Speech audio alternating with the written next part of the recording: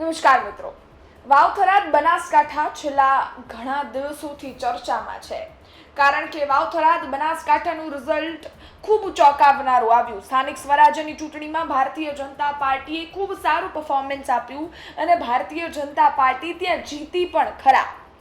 પરંતુ હવે એવું લાગે છે કે હારેલી બાજીમાં સત્તા તો કોંગ્રેસની લાગી રહી છે. હવે એનું કારણ અનામત બેઠકો જ છે અને આ જે પરિસ્થિતિ છે એ સાબિત કરે છે કે આંકડા કરતાં અનામત ખૂબ મહત્વની હોય છે. હું કઈ બેઠકની વાત કરી રહી છું અને એવી કઈ બેઠક છે જેમાં જીત તો ભારતીય જનતા પાર્ટીની છે પરંતુ પ્રમુખ કોંગ્રેસના બનશે. એની વિગતે વાત કરીએ તો ધરણીધર તાલુકો છે એની બેઠકની આ વાત છે. એ બેઠકમાં જોવા જઈએ તો 16માંથી 12 સીટો ભારતીય જનતા પાર્ટીની છે, 2 કોંગ્રેસની છે અને 2 અન્ય લઈ ગયું છે. પરંતુ 12 સીટો જીતવા છતાં પણ એ સીટ છે એ પહેલાં એસસી અનામત, મહિલા અનામત છે, એટલે ભારતીય જનતા પાર્ટી પાસે કોઈ એસસી મહિલા અનામત એ વારેય ઉમેદવારમાંથી નથી.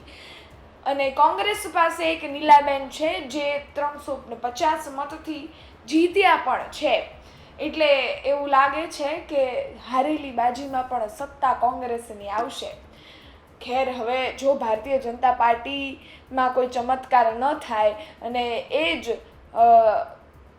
ઉમેદવારી સીટમાંથી નીલાબેન છે એ પ્રમુખ બનશે તો કોંગ્રેસ માટે તો ફાયદો જ છે, કારણ કે ખેર કોંગ્રેસનું પરફોર્મન્સ એટલું સારું નહોતું રહ્યું બનાસકાંઠામાં. અને આમ જોવા જઈએ તો કોંગ્રેસનો ગઢ છે બનાસકાંઠા આખો, એ વાવ-થરાદ બધું જ, કારણ કે એક એવા સાંસદ ગેનીબેન છે એ વિસ્તારમાંથી આવે છે. પરંતુ રિઝલ્ટ ચોંકાવનારું આવ્યું અને એમાં પણ એક વિવાદ સર્જાયો.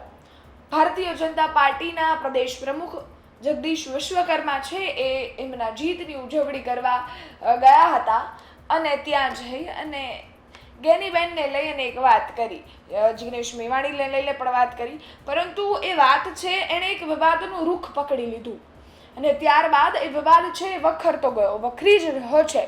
હાલ પણ તમે જુઓ તો કોંગ્રેસના અનેક રાજકીય નેતાઓ છે એમના નિવેદન આવે અને બીજી બાજુ જગદીશ વિશ્વકર્મા છે એમની પાસે માફી માંગવાની પણ અપીલ થાય.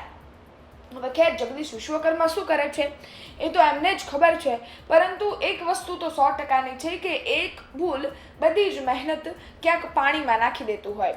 આ વાત તો બીજી છે, આમાં અત્યારે પડવું પણ ખેર નથી. પરંતુ જે બેઠકની વાત થઈ રહી છે ધરણીધર તાલુકાની, એ બેઠક છે એ ભારતીય જનતા પાર્ટી માટે ક્યાંક અપસેટ લાવી છે, કારણ કે ખેર 12 સીટો જીતી પરંતુ ફાયદો તો કોંગ્રેસ લઈ ગયું, કારણ કે કોંગ્રેસના એક એસી મહિલા અનામત બેઠક છે એટલે 2.5 વર્ષ જોવા જઈએ તો એ પ્રમુખ રહે અને એમાં એમની પાસે એક નીલાબેન કરીને છે અને જે 350 મતથી જીત્યા પણ છે. જો હવે કાયદામાં નહીં થાય અને જો પ્રમુખ એ બનશે, મહિલા અનામત, એસસી મહિલા અનામતમાં એ પ્રમુખ બનશે તો એ શપથ પણ લેશે અને પ્રમુખ પદે પણ બેસશે અને કોંગ્રેસને તો આમાં ફાયદો જ છે. એટલે જ હું કહી રહી છું, હારેલી બાજીમાં પણ અણધારી સત્તા કોંગ્રેસ લઈ જશે એવું લાગી રહ્યું છે. હવે આ જે બેઠક છે એને લઈ તમારું શું માનવું છે? કોમેન્ટ ચોક્કસથી કરજો. વાવ-થરાદ બનાસકાંઠા ખૂબ ચર્ચામાં છે હાલ, એક બાદ એક. ખેર, આવી અનેક બેઠકો છે જેને લઈ અને ચર્ચા થતી હોય. એક એવી પણ ભેસાણીની બેઠક પણ છે જેમાં આ ઘટના બની, પરંતુ જીત આમ આદમી પાર્ટીની થઈ પણ પ્રમુખ ભારતીય જનતા પાર્ટીના બને. અનેક એવી બેઠકો છે એમાં આવા એક્ઝામ્પલ છે, પરંતુ આ બેઠકની વાત કરવી એટલે જરૂરી હતી, કારણ કે આ તાલુકાઓ, જિલ્લાઓ કોંગ્રેસનો ગઢ છે, એમાં કોંગ્રેસનું પરફોર્મન્સ વીક રહ્યું છે, ભારતીય જનતા પાર્ટી બાજી મારી ગયું છે અને એમાં પણ એ વિસ્તારમાં વિવાદ ચાલી રહ્યો છે ને એની વચ્ચે કોંગ્રેસ છે એને અણધારી સત્તા મળતી હોય એવું લાગી રહ્યું છે, એટલે વાત કરવી જરૂરી હતી. હવે આ વાત તમને કેવી લાગી કોમેન્ટમાં ચોક્કસથી જણાવજો. આ બેઠકને લઈને પણ તમારું શું માનવું છે કોમેન્ટ ચોક્કસથી કરજો. ફરી મળીશું નવી માહિતી સાથે, ત્યાં સુધી રજા આપો. ધન્યવાદ.